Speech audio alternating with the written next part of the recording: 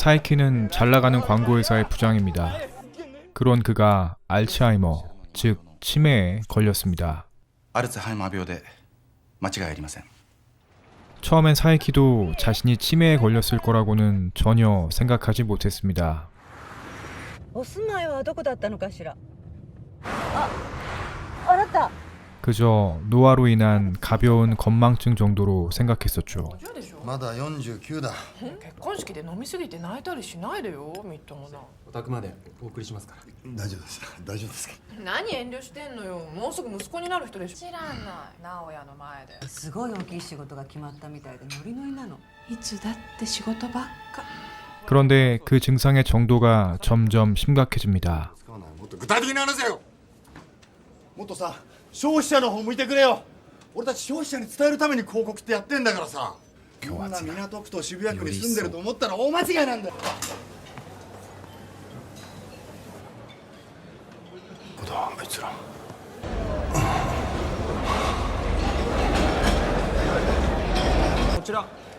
こちらどうぞ。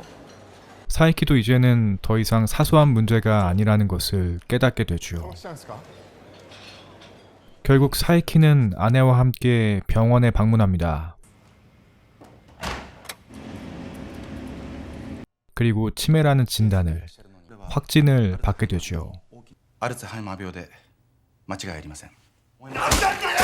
おい、お前一言だと思ってんだよ。病気見つけて嬉しいのか。 아직 한창 나이에 할 일도 많고 하고 싶은 것도 많은 사이키는 도저히 이 믿기 힘든 사실을 받아들이기 어렵습니다.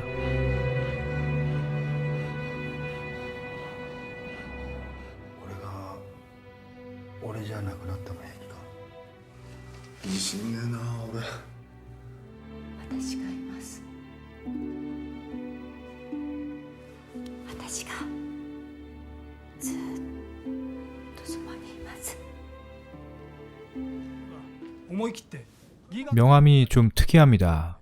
사람들 이름과 얼굴을 기억하지 못해서 그림을 그려놓았던 것이죠. 失礼します。薬飲んでんだって。なんで隠したんだ。アルツハイマーのこと。 사이키는 이제 더 이상 예전과 동일하게 살 수 없게 되었습니다. 気がつくと日記を書いていた。もし今までの自分が消えてしまうのなら何かを書き残しておかなければならないと思った。 변화해가는 자신의 모습을 인정하면서 자기 자신과 주변을 조금씩 정리하기 시작합니다. 御社の担当から外れることになりまして、次回から園田がやることになりました。よろしくお願いいたします。よろしくお願いします。うちは父が早くに他界しまして、それで結婚式の最後の謝辞をお父さんにお願いしたくて。 사이키는 병이 빠르게 진행되는 중에도 하나뿐인 외동딸의 결혼식을 무사히 준비합니다. よろしくお願いします。お父さん、今までありがとう。 너무 긴장했던 나머지 준비했던 원고를 잃어버렸습니다. 何でもいいから話して。私がいるから。本日は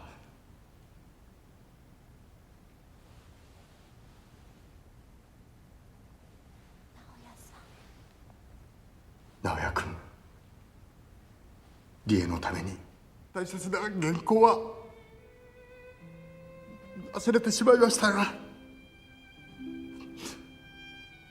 皆様への感謝の気持ちはずっと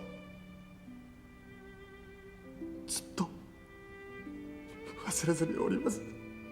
本日はどうもありがとうございます。 사이키는 20여 년간 몸 담았던 회사를 그만둡니다. 6年間ずっとこの会社に尽くしてきた。こんな形で終わるとは思いもよらなかった。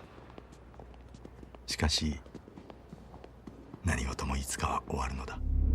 누구보다 성실하게 또 열심히 일했던 사이키는 후배들의 감동 어린 작별 인사를 받게 되죠.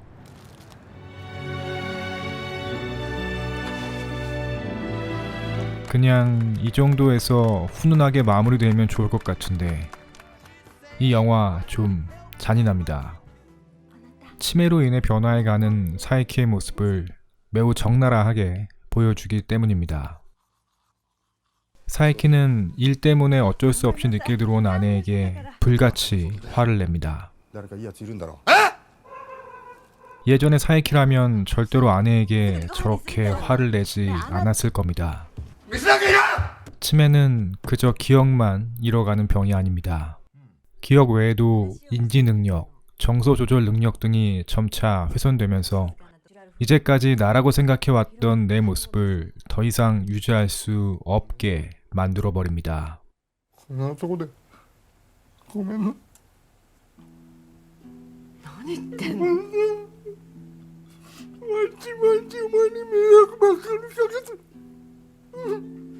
そんなことないわよ。何言ってるのよ。そんなことない。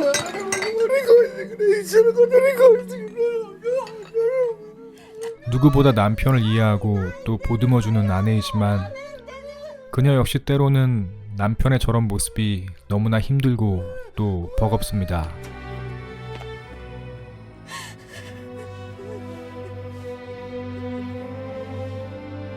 어떻게든 마음을 추스려가며 변화해가는 자신의 모습을 인정해보려 하지만 エミコもうやめようやめてくれよもうやめよう 또 어느 순간 도저히 감당하기 어려울 정도로 화가 치밀어 오릅니다. 落ち着いて。あなたがそう思うのは病気のせいなの。ね、落ち着いて。俺が病気が嫌だったら出てけよじゃあ私がずっと泣いてればいいっていうの。泣けよ泣いてなんとかしてくれよ 아내와의 말다툼 과정에서 사이키는 그만 사랑하는 아내를 다치게 만듭니다. 아내에게 상처를 입힌 자기 자신에 대한 혐오감에 몸부림치며 울부짖는 사이키. 病気がやったことなの。大丈夫大丈夫。 사이키와 그의 아내가 느꼈을 그 슬픔과 무력감이 너무도 처절하게 전달되는 장면입니다.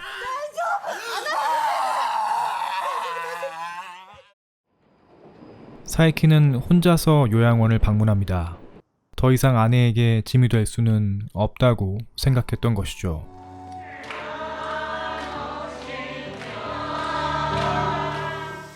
요양원을 나온 사이키는 집으로 돌아가는 대신에 다른 곳을 향합니다.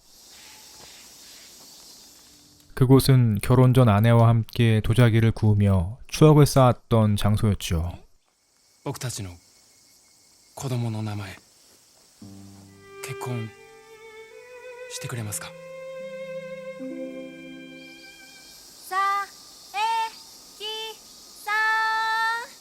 사이키는 꿈인지 환상인지 모를 젊은 날 아내의 모습을 뒤쫓습니다.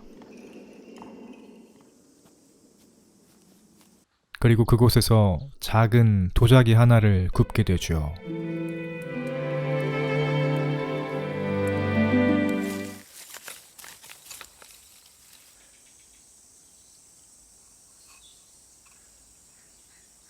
그렇게 구운 도자기를 들고 산을 내려오던 사이키는 자신을 찾아온 아내와 마주칩니다.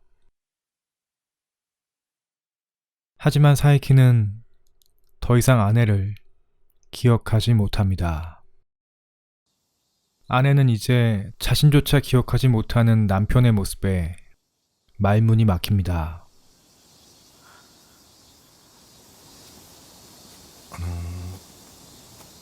마치 처음 보는 사람처럼 자기소개를 하는 사이키와 佐伯正幸 그런 남편을 향해 떨리는 가슴을 진정시키며 간신히 자기 이름을 이야기하는 아내 에미코. 恵美子って言います。枝に実る子と書いて恵美子。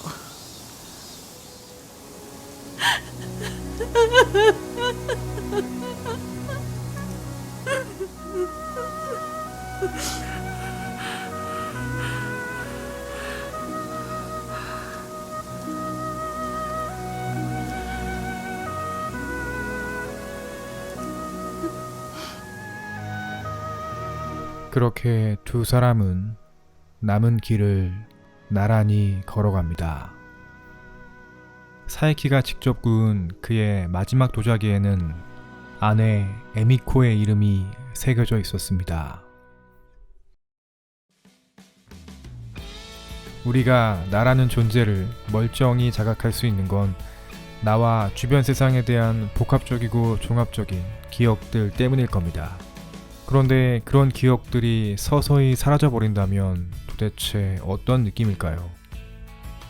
특히나 내가 절대로 잊어버리고 싶지 않은 이 세상 가장 사랑하는 사람에 대한 기억조차 머릿속에서 서서히 사라져간다는 것은 정말이지 너무도 끔찍하고 고통스러운 일일 겁니다. 영화 속 사이키는 자신이 머물 요양원을 자신이 직접 준비합니다. 점점 낯설어져 가는 내 모습은 분명 언젠가는 누군가에게 짐이 될 수밖에 없다는, 그래서 그런 자신의 모습을 어떻게든 받아들여야만 한다는 사이키의 결심이 느껴지는 이 장면은 매우 안타깝고 또 가슴 아프게 전달됩니다. 奥様いつも旦那さんとご一緒でよろしいですね。ごめんなさい。ここにお世話になるかもしれないのは僕なんです。 머릿속으로는 받아들여야만 한다는 것을 너무도 잘 알고 있지만 가슴으로는 도저히 받아들이기 힘든 그런 경험들 누구나 해보신 적이 있을 겁니다.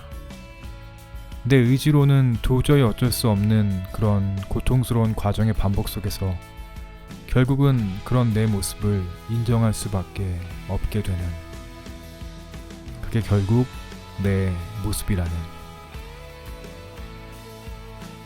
사이키가 자신을 받아들이는 저 고통스러운 과정이 치매를 겪어보지 않은 우리에게 그래도 낯설지 않게 느껴지는 것은 어쩌면 그와 같은 고통과 적응의 과정이 우리 모두가 매 순간 경험할 수밖에 없는 삶의 소중한 순간들이기 때문이지 않을까 하고 생각해 봅니다. 감사합니다.